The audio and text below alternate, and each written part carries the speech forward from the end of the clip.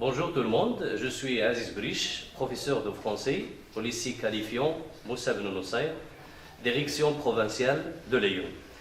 Je suis ravi de vous retrouver aujourd'hui dans cette leçon qui témoigne d'une importance capitale. Cette leçon qui s'articulera sur deux volets. Le premier volet, c'est la phrase simple et le deuxième volet, c'est la phrase complexe. Donc la référence sur laquelle je me suis arc-bouté pour préparer cette leçon, elle constitue Grammaire Larousse du français contemporain de Claire Blanche Benveniste. Donc avant de commencer la leçon, j'ai essayé de définir quelques mots qui peuvent affecter votre compréhension. Donc d'abord, qu'est-ce qu'on entend par la phrase?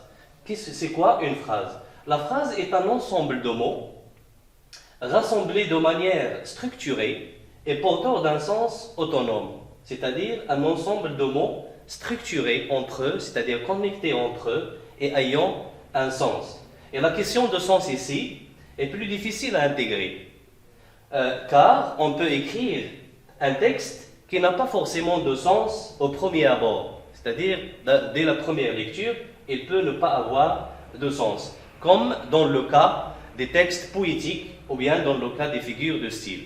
Et j'ai essayé de vous trouver un exemple. Il fait trop de bruit, ton silence. Il prend trop de place, ton absence. D'accord? Et puis, vous avez un autre mot à définir, c'est la proposition. Qu'est-ce qu'on entend par la proposition?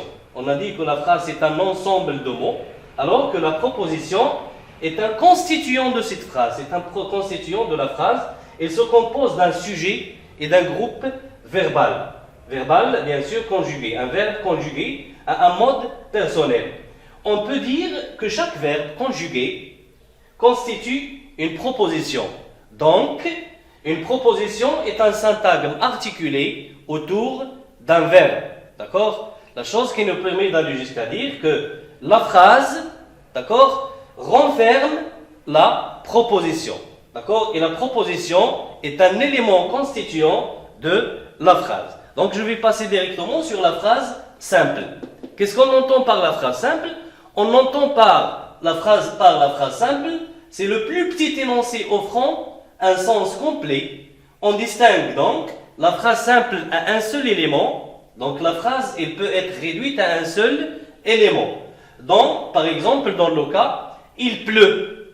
Il pleut, cette phrase impersonnelle, le il n'est qu'un simple support grammatical, d'accord, qui disparaît dans l'usage familier. Il peut disparaître dans l'usage familier à tel point qu'on peut aller jusqu'à dire pleuvra ou pleuvra pas. D'accord? Donc la phrase aussi, il peut être réduite à un seul mot, comme dans le cas, dans un ordre par exemple, lorsqu'on donne un ordre, attention, ici, sortez, c'est un ordre, donc ces mots-là, ce sont des phrases réduites à un seul mot.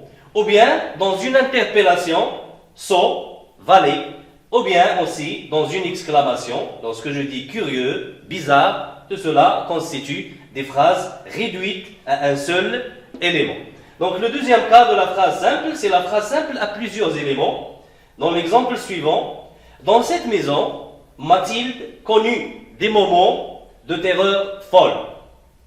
Donc, dans cette maison, c'est une circonstance, d'accord, nécessaire à la compréhension de la phrase. Mathilde, c'est le sujet.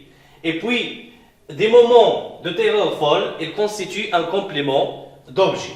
Donc, ces éléments-là ne peuvent pas être supprimés. D'accord? Pour la simple et la bonne raison que leur suppression ou bien leur omission rend la phrase agrammaticale.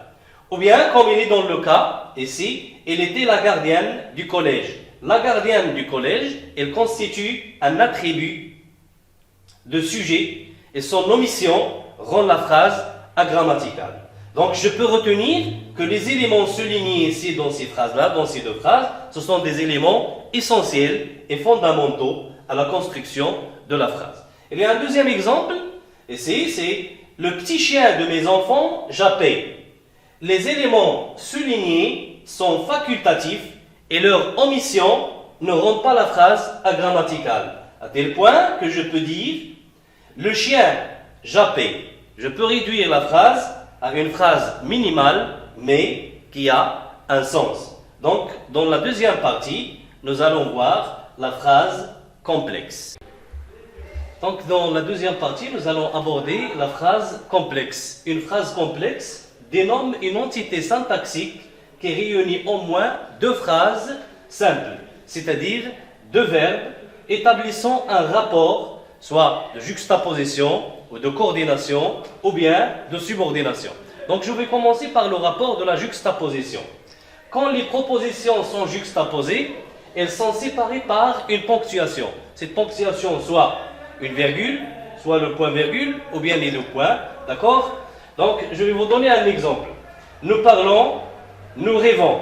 Donc les deux propositions, nous parlons et nous rêvons, sont séparées par une virgule. L'ensemble constitue une phrase complexe. J'ai une remarque ici, parfois le sujet n'est pas répété. Je peux dire nous parlons, virgule, rêvons. D'accord? Mais rêver constitue en lui-même une proposition. Le deuxième rapport, c'est la coordination. Les phrases sont coordonnées, d'accord? Et les propositions sont liées par une conjonction de coordination, d'accord?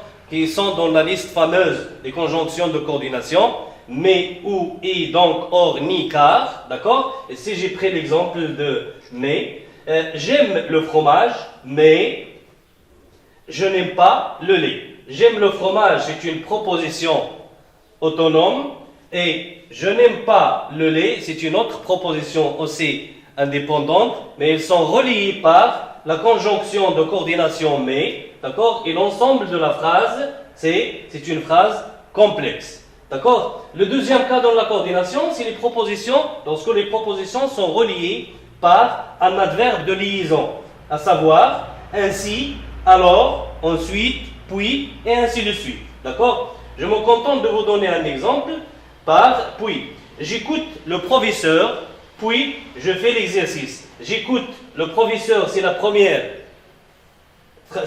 proposition. Je fais l'exercice, c'est la deuxième proposition. Elles sont reliées par un adverbe, c'est l'adverbe puis, et l'ensemble constitue une phrase complexe. Le troisième rapport, c'est le rapport de la subordination.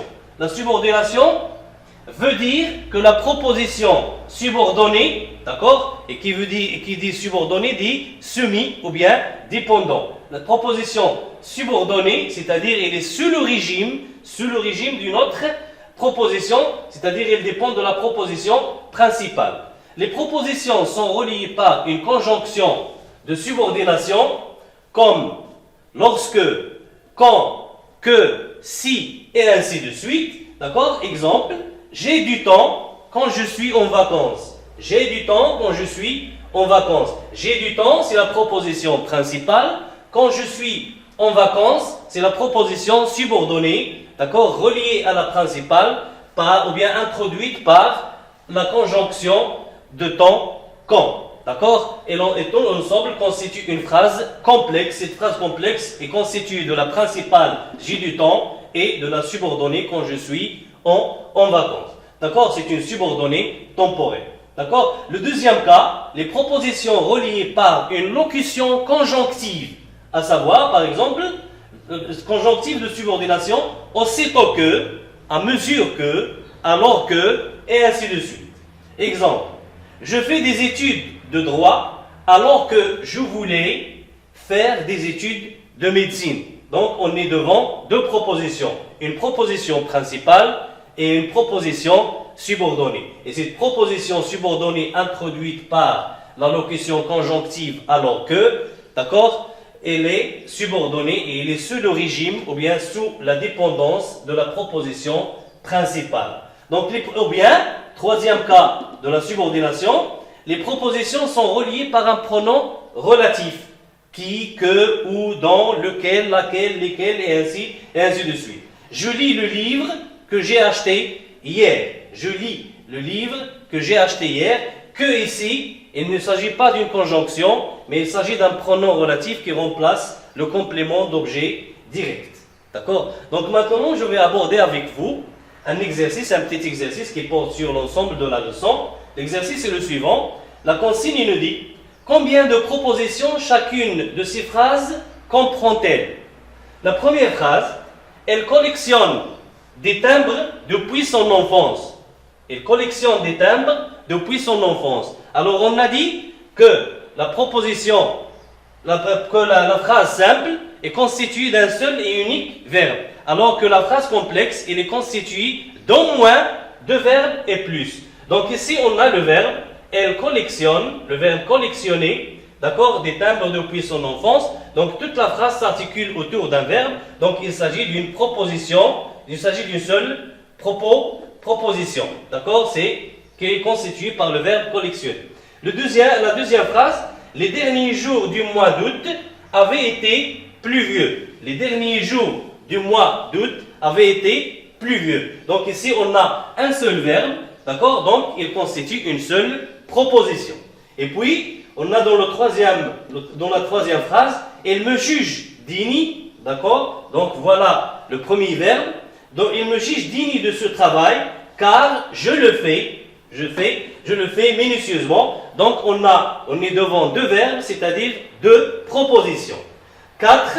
Ne me dérangez pas, voilà le premier verbe, c'est le verbe déranger. Ne me dérangez pas pendant que je travaille, d'accord, car je perds facilement ma concentration. Donc on est devant trois propositions dans une phrase complexe. Et merci, à la prochaine, Inch'Allah.